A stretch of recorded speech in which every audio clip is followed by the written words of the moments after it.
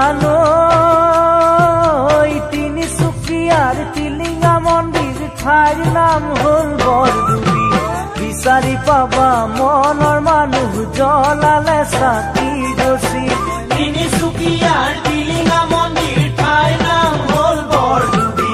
বিচাৰি পাবা মনৰ মানুহ জ্বলালে চাকি ৰচি জানো